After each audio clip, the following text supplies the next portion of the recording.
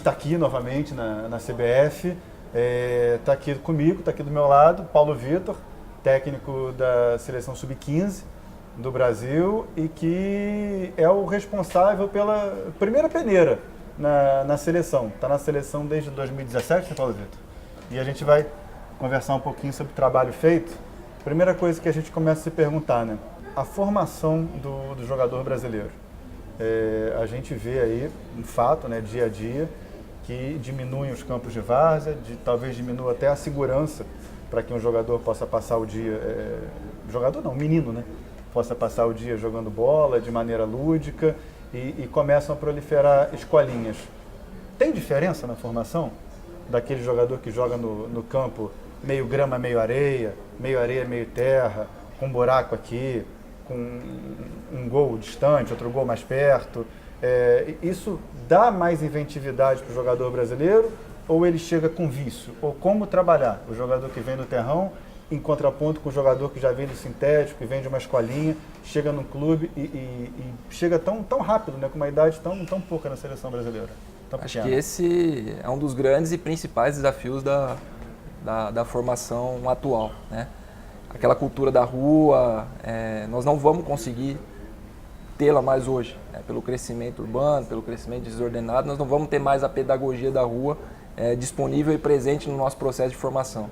Cabe a nós, treinadores, criarmos contextos para que tudo aquilo que a gente desenvolvia no ambiente da rua seja desenvolvido hoje dentro de um processo de treino, de forma mais organizada, mas sem perder a essência do nosso futebol, a essência daquilo que era feito nos momentos que a gente tinha na rua. A gente consegue refazer no campo o estímulo natural da rua, da pelada, da várzea? Reproduzir de forma idêntica, eu acredito que a gente não vai reproduzir.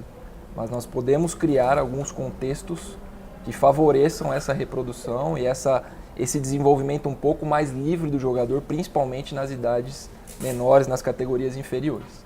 Mas essa questão do terrão é muito mais na formação inicial do jovem, né? Ali dos 9 aos 14. Esse terrão talvez seja bom para o começo, né? Para começo. Intuição, para resposta rápida, mas se o terrão for até os 15, 16, são um jogador viciado. Viciado, exatamente. Que não vai atacar a bola porque não sabe como a bola vai ficar. Vai sempre chegar para trás. Esperar, exatamente. E a gente não tem mais esse tempo para chegar para trás no futebol atual. Não tem mais. E eu acho que é uma barreira a se vencer, porque a gente fica muito... não, tem que ser igual lá antigamente, né? Que hoje tem muito a questão da solução pronta, né? O vilão é fácil achar um vilão. Na escolha dos jogadores, hoje a gente tem a busca de associar talento à competitividade. Isso é uma coisa que a gente não abre mão em todas as seleções, desde a base até a seleção principal. O nível do futebol mundial hoje pede isso, né? E esse retrato em relação a diferentes tipos de jogador, você falou aí de aspectos nutricionais, educacionais, escolares, muitas vezes a gente consegue identificar com esses atletas aqui nas nossas mãos.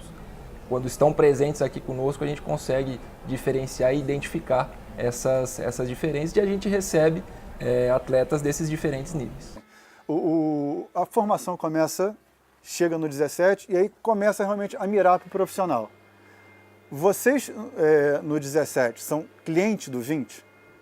Deixa eu melhorar. Até um tempo atrás, nós não tínhamos volantes construtores. Temos que fazer volantes construtores. Agora descobriu-se que o Brasil não tem grandes pivôs. Temos que ter pivôs. Essa escada, ela volta? Se não tem no profissional, vai procurar no 20 e o 20 vai pedir no 17? Tem isso?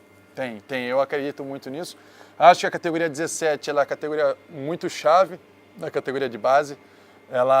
Eu trabalhei bons anos mesmo com o Sub-17. Ela é uma categoria mais difícil para mim a se trabalhar. Aonde que vocês especializam o jogador na função? Então, o início é na 17, porque eu tenho uma visão de que na categoria menor 14 e 15, você tem que dar multifunções para ele. E até mesmo às vezes a própria posição ela tem multifunções, né? Se você jogar, ele é um volante construtor, Mas se ele jogar num 4-2-3-1, ele tem que dividir a responsabilidade Sim. com um cara de uma situação parecida. Se ele joga no losango, então ele pode ser um construtor na ponta de baixo do losango ou um construtor nas pontas laterais do losango, que mudam-se as funções, né? Então ele não deixa de ser a posição, mas a mesma posição dá várias funções para ele. Pode orientar, mostrar, direcionar, cobrar, mas não pode deixá-lo ou privá-lo de uma vida social, né? Isso eu acho que é uma questão que anos atrás era mais no modo de coronelismo, vamos dizer assim, que não, você não faz isso, não pode. Acho que daí que surgem as concentrações de 2 dias, pré-jogo, né? Vai ter um jogo, não, já vi jovens de 20 anos concentrados, 2 dias antes de jogo, ficar no mesmo lugar para evitar de sair, evitar não sei o quê. Aí ele começa já com essa vida de privá-lo de uma vida social muito cedo. Quando ele tem 26 anos, o cara extrapola e quer vivenciar mais o que problema de conduta aparece no profissional. No profissional depois, exatamente. Acho que é um momento ainda de direcioná-lo nessa questão da conduta. Vamos tentar dividir em 2 grandes grupos, né? Que tem os atletas que são mais rebeldes, mais autoconfiantes, que não estão nem muito aí para as regras, e geralmente são atletas mais soltos dentro de campo, né? E geralmente atletas do meio para frente, atletas mais ousados, que tem dá para se fazer uma análise e uma correlação entre o perfil do atleta e a posição que ele joga, né?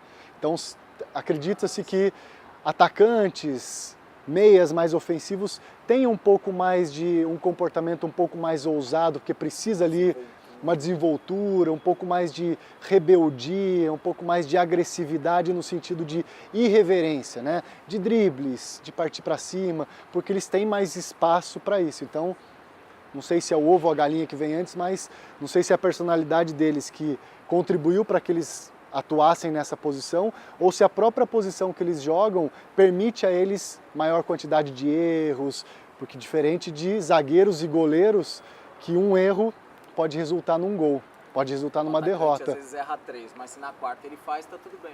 1-0. O goleiro não participou do jogo inteiro, errou uma vez só, 100% dos erros da participação dele, porém perdeu o jogo por causa dele. E é na fase da adolescência que eles têm que errar. É no 14, é no 15 que eles têm que arriscar um drible, uma saída de jogo diferente, né?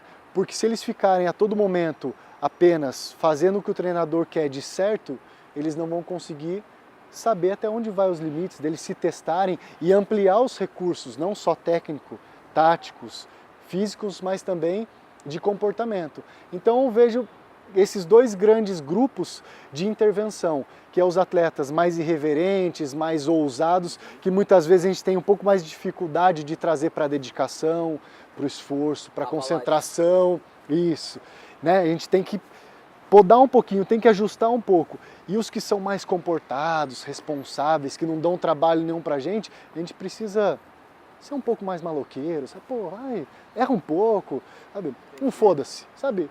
Foda-se, se permite um pouco mais, entendeu? Então acho que esse equilíbrio a gente tenta fazer isso nas categorias, entendeu? De perceber esse equilíbrio.